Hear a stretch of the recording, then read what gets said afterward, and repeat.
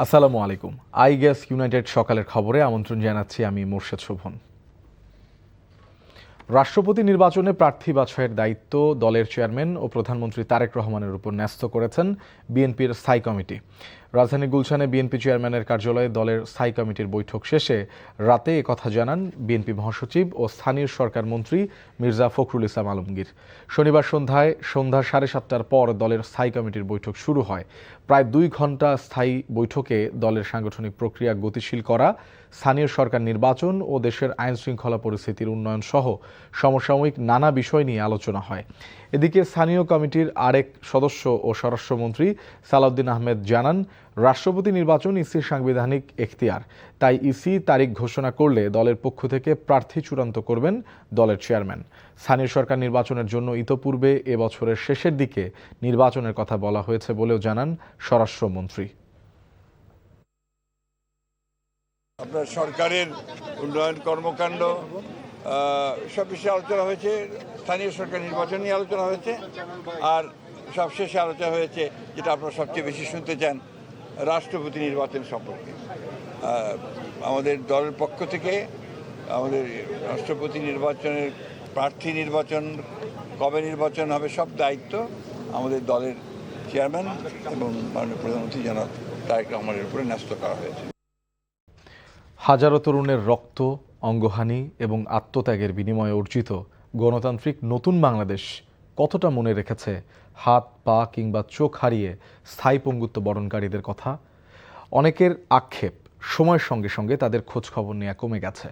প্রয়োজনীয় চিকিৎসা ও পুনর্বাসনের অভাবে কেউ ঘরবন্দি, কেউ আবার অনিশ্চয়তা নিয়ে বেঁচে আছেন।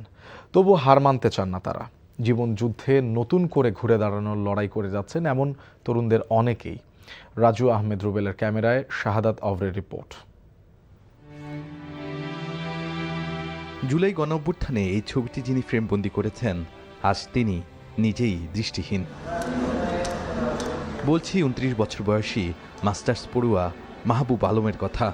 দেশের জন্য জীবন দেওয়ার ব্রত নিয়ে মাঠে নেমে নারায়ণগঞ্জের চাষারায় পুলিশের গুলিতে হারিয়েছেন 2 চোখ।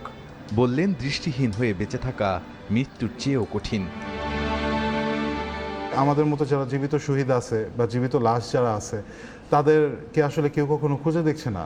দেশের জন্য এবার নতুন কিছু করার স্বপ্ন নিয়ে এসেছেন গাজীপুরের জাতীয় দৃষ্টি প্রতিবন্ধী প্রশিক্ষণ ও পুনর্বাসন কেন্দ্রে।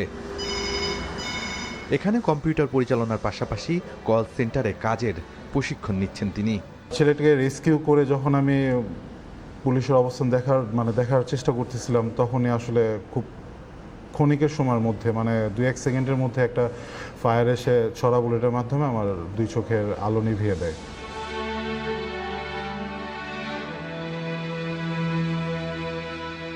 এখানেই দেখা হলো চট্টগ্রামের মোহাম্মদ আমানুল্লাহর সঙ্গে। 24শে জুলাইতে পুলিশের গুলিতে হারিয়েছেন 2 চোখের দৃষ্টি। এইচএসসি পাশের পর বিশ্ববিদ্যালয়ে ভর্তি হওয়ার স্বপ্ন ছিল, কিন্তু সেই স্বপ্নকে এখন বিলাসিতা মনে করেন তিনি। নতুন বাস্তবতাকে মেনে নিয়ে জীবন সাজানোর চেষ্টা করছেন তিনি। আশায় আছেন পুনর্বাসনের। যখন ফায়ার করে তখন আমার পিঠে লাগে, তখন আমি সাথে সাথে মুখ ঘোরানোর সাথে সাথে আরেকজন আমার চেহারা বরাবর তাক করে ফায়ার করে কাছ থেকে। তো এরপরে আর আমি আসলে বলতে পারি না। যখন গভর্নমেন্ট নিজে আমাদেরকে ভরসা দিল, আশ্বাস দিল, যে প্রতিশ্রুতি দিল এক পর্যায়ে যে আমাদের ট্রিটমেন্ট, পুনর্বাসন সব কিছু ওনারা দেখবে, তো তখন আমরা আশ্বস্ত হইলাম। বাট ওই পুনর্বাসন তো খেলা চলতেছে।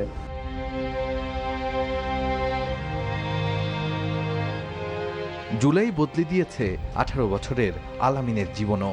5 আগস্ট বাড্ডায় পুলিশের গুলিতে গুরুতর আহত হয়ে একটি পা কেটে ফেলতে হয়। এরপর এক পায়ের ওপর ভর করেই চলছে জীবন। হাঁটুর মাঝখান দিয়ে ঢুকে, পিছন দিয়ে ঢুকে সামনে দিয়ে একদম খুলিমুলি নিয়ে বের হয়ে গেছে বুলেটটা। আমি টের পাই নাই, আমি ঠাস করে পড়ে গেছি। পড়ে যাওয়ার পরে কিছুক্ষণের পর আমাকে কয়েকজন ধরে, আমার মাথায় আর কাজ করছে না। তখন দেখলাম আমার পা দিয়ে আমি ব্যথাও পাই নাই। আমার গরু যেমন জবাই দিলে রক্ত ছিটে, তখন তেমন রক্ত ছিটতেছে। দায়িত্বশালী যারা আছে তারা যখন আমাদেরকে দেখতে আসে, তখন আমরা তাদের কাছে বলি কথাগুলো, কিন্তু তারা আমাদের কাছ থেকে দূরে চলে গেলে এই কথাগুলো আর কোনো মূল্যায়ন করে না। যাই হোক, এই কারণে সরকারের কাছে একটা আবেদন থাকবে আমাদের পাটা ব্যবস্থা করে দেওয়ার, কারণ এই পায়ের মেয়াদ বেশি দিন নাই। উত্তরায় আন্দোলনের সময় গুলিবিদ্ধ আতিকুল গাজী চিকিৎসাজনিত জটিলতায় হারান একটি হাত। মাত্র ২১ বছর বয়সে পঙ্গুত্ব বরণ করতে হয়েছে তাকে। তিনি বলেন, দেশের জন্য অঙ্গ হারানোর কষ্টের চেয়ে আত্মত্যাগের যথাযথ মূল্যায়ন না হওয়া বেশি কষ্টের।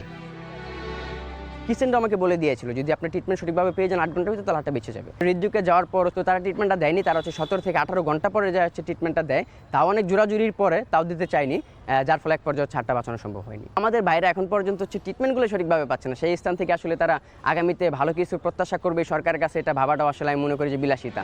জুলাইয়ে হাত, পা কিংবা চোখ হারানো এই তরুণদের স্মৃতিতে এখনও স্পষ্ট সেই সব মুহূর্ত।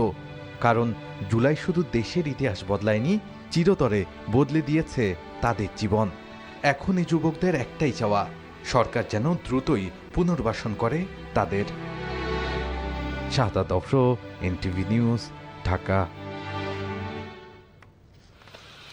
২৪শে জুলাই গণঅভ্যুত্থানের শেষ মুহূর্তে নোয়াখালীতে শহীদ হন ২০ থেকে ২৫ জন আন্দোলনকারী। এত মানুষের মৃত্যুর পরও আন্দোলন থেকে সরে যায়নি ছাত্র জনতা। ফ্যাসিস্ট শেখ হাসিনার পতনের পর রাস্তায় নেমে আসে বিজয় উল্লাসে মাতেন মানুষরা। এ যেন নতুন স্বাধীনতা। নোয়াখালী থেকে মাসুদ পারভেজের পাঠানো রিপোর্ট জানাচ্ছেন জীবন আহমেদ। দিনটি ছিল ৪ আগস্ট। স্বৈরাচার শেখ হাসিনার পতন দ্বার প্রান্তে। নোয়াখালীর রাজপথ ছিল ছাত্র জনতার দখলে। জেলা জামে মসজিদ, বেগমগঞ্জ চৌরাস্তা, বীরশ্রেষ্ঠ রুহুল আমিন স্মৃতিস্তম্ভে জড়ো হতে থাকে হাজারো মানুষ। আইনশৃঙ্খলা বাহিনীর নির্বিচারে গুলির মধ্যেও রাজপথ দখল রাখেন অকুতোভয় যোদ্ধারা। ছাত্র জনতার প্রবল প্রতিরোধের মুখে পিছপা হটে আইনশৃঙ্খলা বাহিনীর সদস্যরা।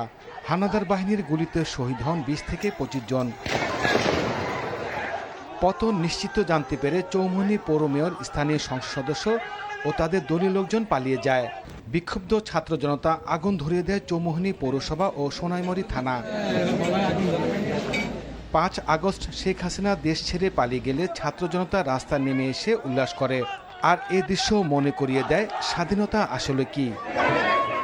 আমরা সবাই একসাথে হয়ে এই স্বৈরাচার বিরোধী আন্দোলন আমরা সাকসেস করি। আমরা ৫ তারিখে এই আন্দোলনের মাধ্যমে শেখ হাসিনা সরকারের পতন ঘটিয়েছি। আর আমরা এই মুহূর্তে সরকারের কাছে দাবি জানাই যে আমাদের যে আন্দোলনের ফসল, যে জুলাই সনদ, এই জুলাই সনদ দ্রুত বাস্তবায়ন করা হোক। যে আশা নিয়ে এত মানুষ অকাতরে প্রাণ দিয়েছে, সেই বৈষম্যহীন একটি দেশ দেখতে চান রাজনীতিবিদরা। এই জুলাই আগস্ট আজকে আমাদেরকে যে ঐক্যবদ্ধ হওয়ার শিক্ষা দিয়েছিল, আমরা জাতি ধর্ম নির্বিশেষে সকলেই যে আমরা রাস্তায় নেমে পড়েছিলাম, সেই জিনিসটি মানুষ সেদিন উপলব্ধি করেছিল। জুলাইতে যারা আহত হয়েছে, নিহত হয়েছে, তাদেরকে উপযুক্ত মর্যাদা দেওয়া দরকার এবং জুলাই সনদ বাস্তবায়ন হওয়া দরকার।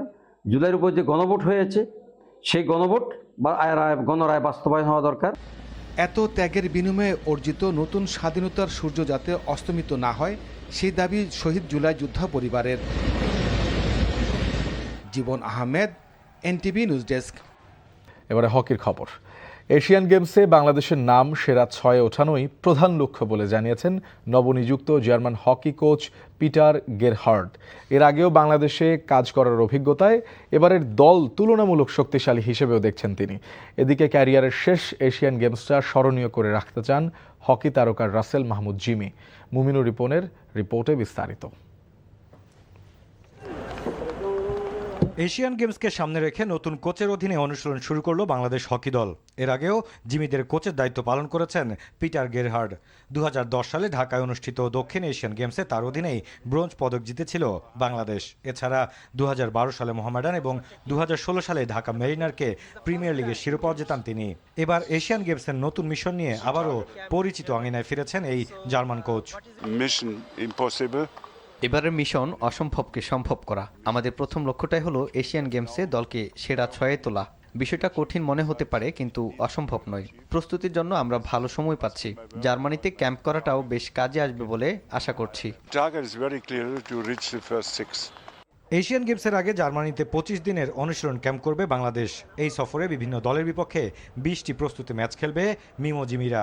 এশিয়ান গেমসে ভারত, দক্ষিণ কোরিয়া এবং স্বাগতিক জাপানের বিপক্ষে ম্যাচের আগে এই ক্যাম্প প্রস্তুতিতে ভালো কাজে আসবে বলে মনে করেন হকির এই তারকা। ইয়াং এবং সিনিয়র সবাই মিলে এক্সপিরিয়েন্স মিলে টিমটা আমাদের পুরো টোটাল স্কোয়াডটা আছে। আর যে ইয়াং প্লেয়ারগুলো আছে তারা অনেক ভালো প্লেয়ার। এখন শুধু তাদেরকে গাইডেন্সটা দেওয়া এবং তাদের যে ইন্টারন্যাশনাল ম্যাচ খেলার টেম্পারমেন্টটা তাদের সাথে যারা সিনিয়র প্লেয়ার আছে তারা যদি সাপোর্ট দিয়ে খেলে, আশা রাখি যে এই ইয়াং প্লেয়ারও ভালো পারফর্ম করবে। জার্মান সফর শেষে আগামী 10 সেপ্টেম্বর ঢাকায় ফেরার কথা বাংলাদেশের। কয়েকদিনের বিশ্রাম শেষে 14 সেপ্টেম্বর মূল টুর্নামেন্টে অংশ নিতে জাপানের উদ্দেশ্যে ঢাকা ছাড়বে বাংলাদেশ হকি দল। Mominur Ripon, NTV news, Dhaka. সকালের খবর এইটুকুই। এই খবরের ভিডিও সহ আপডেট জানতে ভিজিট করুন এনটিভি অনলাইন www.ntvbd.com। এছাড়াও এনটিভির জনপ্রিয় সব অনুষ্ঠান ও খবরের আপডেট জানতে ভিজিট করুন আমাদের ইউটিউব ও ভেরিফাইড ফেসবুক পেজ। 12টায় মধ্যাহ্নের খবর দেখার আমন্ত্রণ রইল। ধন্যবাদ সবাইকে।